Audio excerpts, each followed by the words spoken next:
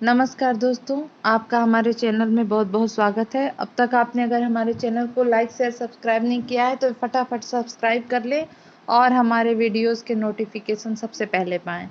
आइए आज हम देखते हैं कि प्राचीन भारत में स्थापत्य कला जो थी वो किस तरह की थी। हम केवल पॉइंट टू पॉइंट बात करेंगे जो एग्जाम के लिए इम्पोर्टेंट होगा। देखिए, मध्य प्रदेश के छतरपुर जिले में खजुराहो नाम का एक मंदिर स्थित है जो चंदेल राजाओं द्वारा बनाया गया था। चंदेल राजाओं द्वारा बनाया गया खजुराहो मध्य प्रदेश में स्थित है। इन मंदिरों का निर्माण 950 से 1050 ईस्वी के बीच कराया गया था। इन्हीं खजुराहो मंदिर, जैसे इसमें कई सारे मंदिर हैं, लगभग 40 मंदिर इस समय मिलते हैं, जबकि 85 मंदिरों का उल्लेख किया गया है। इन सब मंदिरों में कंदरिया महादेव का मंदिर बहुत ही सर्वोत्तम माना गया है कि ये बहुत सुंदर बना है। तो कंदरिया महादेव का मंदिर कहाँ है? खजुराहो। खजुराहो कहाँ है? मध्य प्रदेश में। इसका निर्माण किसने कराया था? चंदेल शासकों ने। कब कराया था? 950 से 1050 के बीच। ठीक है, इसमें 85 मंदिरों के निर्माण का उल्लेख मिलता है। ये जो मंदिर है ये वैष्णव, शैव, शाक्त और जैन धर्म से संबंधित हैं। यहीं पर एक मंदिर है मातंगेश्वर मंदिर, जो भगवान शिव को समर्पित है। यह मंदिर संभवतः राजा धंग के काल में निर्मित हुआ है। मातंगेश्वर मंदिर राजा धंग के काल में निर्मित हुआ है। इन मंदिरों के निर्माण की शैली क्या है? नागर शैली है। जैन मंदिरों में एक मंदिर प्रसिद्ध है, उसका नाम है पार्श्वनाथ मंदिर, यहाँ पर स्थित है। यहाँ के और कौन कौन से मंदिर हैं? 64 योगिनी मंदिर, ब्रह्मा मंदिर, लाल कुआं महादेव मंदिर, लक्ष्मण मंदिर, विश्वनाथ मंदिर आदि। और विश्व धरोहर स्थल सूची में इसको यूनेस्को द्वारा शामिल किया गया है। ठीक है, उसमें मध्य प्रदेश के कुछ स्थलों को, जैसे खजुराहो का मंदिर, भीमबेटका के गुफाएं और सांची का स्तूप, ये तीनों यूनेस्को के विश्व धरोहर सूची में शामिल किए गए हैं। ये था खजुराहो के बारे में। अब आइए दूसरे मंदिर की बात करते हैं, दशावतार मंदिर। यह मंदिर देवगढ़ में है, ललितपुर में स्थित है, देवगढ़ में। और यह मंदिर गुप्त काल का है, गुप्तकालीन है। गुप्त काल से संबंधित गुफा चित्रों के इसमें दो उदाहरण हैं। एक अजंता की गुफाओं में मिलता है और दूसरा बाघ की गुफाओं में। ठीक है, इनकी तिथि गुप्तकालीन है। अजंता और बाघ की गुफाएं गुप्तकालीन चित्र हैं। इन गुफाओं के चित्र जो हैं वो लोक जीवन से संबंधित हैं और अजंता के जो चित्र हैं वो बौद्ध धर्म से संबंधित हैं। बौद्ध धर्म के जातक कथाओं का अजंता में वर्णन हुआ है।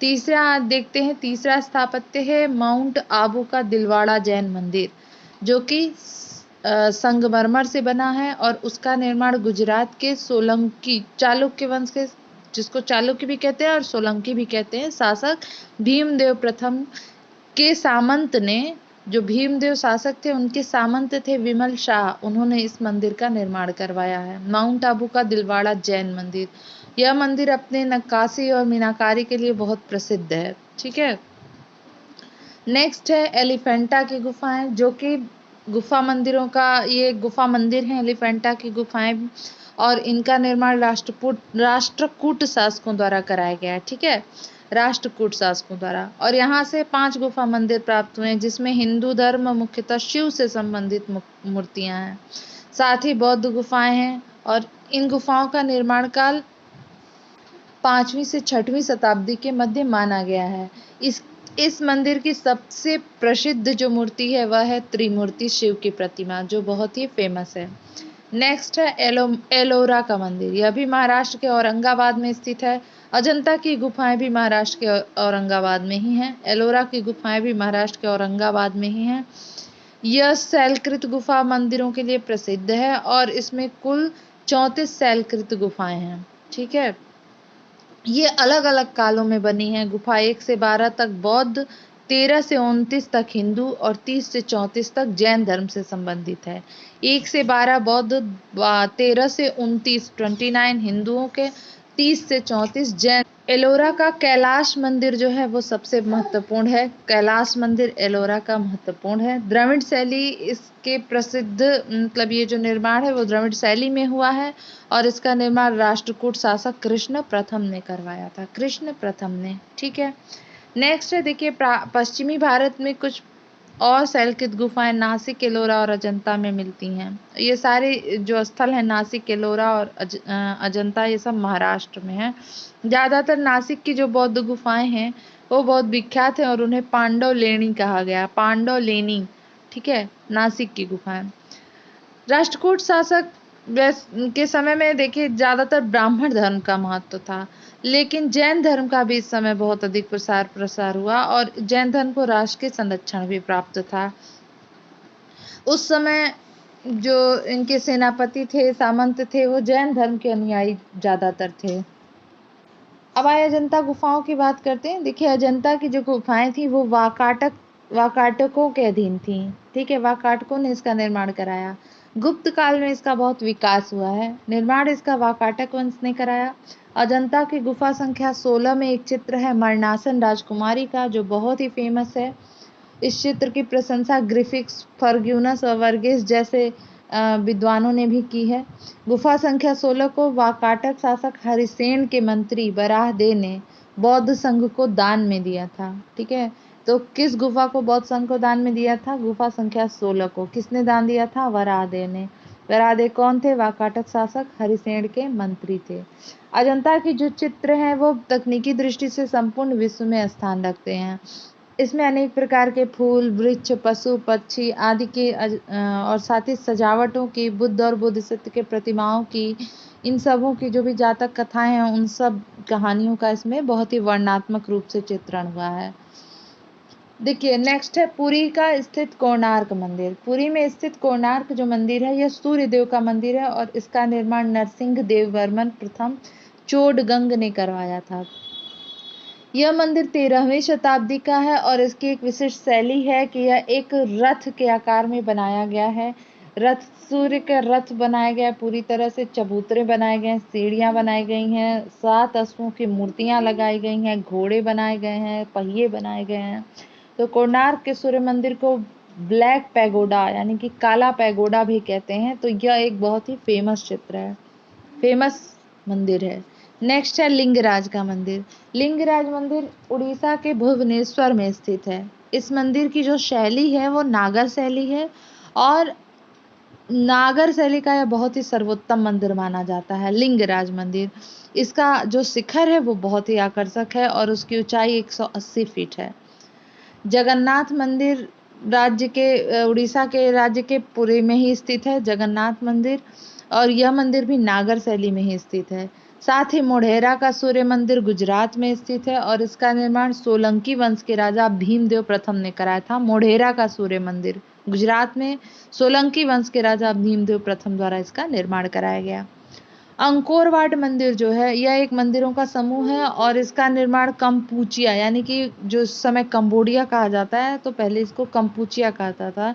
तो कंबोडिया के शासक सूर्यवर्मन द्वितीय द्वारा 12वीं शताब्दी के प्रारंभ में अपनी राजधानी, जो उनकी राजधानी थी उस समय, वो थी यशोधरपुर, जो कि अभी में अंगकोर कहा जाता है, वो उसकी राजधानी, उसमें इन्होंने अंकोर वाट का मंदिर इसको बनवाया। यह विष्णु को समर्पित मंदिर। बोरोबुदुर का प्रख्यात स्तूप। बोरोबुदुर एक स्तूप है जिसका जो इंडोनेशिया के जावा द्वीप पर स्थित है और यह यूनेस्को के विश्व विरासत स्थल में शामिल किया गया है। पांडवों के राज्यकाल में द्रविड़ शैली में मंदिरों का निर्माण हुआ है, ठीक है। और इस काल के जो मंदिर हैं वो छोटे होते थे, लेकिन उनके प्रांगण चारों ओर अनेक प्रकार के बनाए जाते थे और बड़े बड़े उसमें प्राचीर बनाए जाते थे। प्राचीर सामान होते थे, प्राचीर यानी दीवारें सामान्य होते थे, लेकिन उनका जो प्रवेश द्वार होता था उनको गोपुरम कहा जाता था और उसको बड़ा विशाल बनाया जाता था प्रवेश द्वार को, ठीक। तो ये उसकी द्रविड़ शैली की खास बात थी। मामल्य शैली जो थी उसका विकास नरसिंह वर्मा द्वारा प्रथम महामल्ल के काल में हुआ था, उसको मामल्य शैली कहा गया। इसमें 2 तरह के स्मारक बनते थे, एक मंडप और दूसरा एकाश्म मंदिर। जो एकाश्म मंदिर होते थे वो रथ कहा जाता था। शोर मंदिर जो है ये शोर मंदिर है, महाबलीपुरम से प्राप्त होता है। शोर मंदिर इस शैली का प्रथम उदाहरण है। महाबलीपुरम के रथ मंदिरों का निर्माण पल्लव शासकों के द्वारा किया गया। पल्लव शासक पल्लव काल में मामल्ल शैली में बने हुए जो रथ हैं, एकाश्म मंदिर हैं, वो द्रौपदी रथ उसमें सबसे छोटा है। ये सब हमको मिलते हैं महाबलीपुरम से। अब देखिए कुछ मंदिर हैं, जैसे विरूपाक्ष मंदिर है। विरूपाक्ष मंदिर कर्नाटक के हम्पी में है और यह मंदिर भगवान शिव को समर्पित है।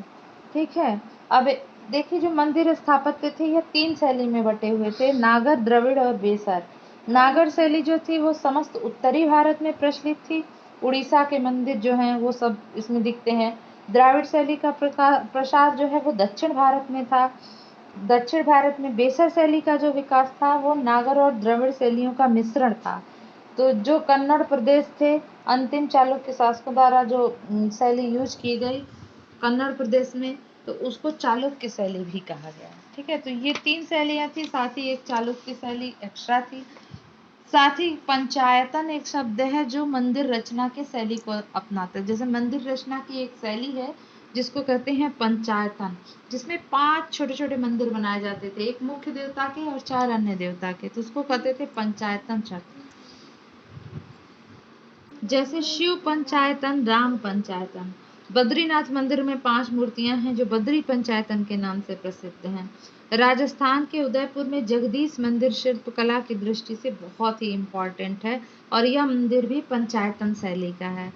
4 लघु मंदिरों से प्रवृत्त होने के कारण इसे पंचायतन कहा जाता है। 4 लघु मंदिर और एक मुख्य मंदिर, तो उसे पंचायतन शैली कहते हैं।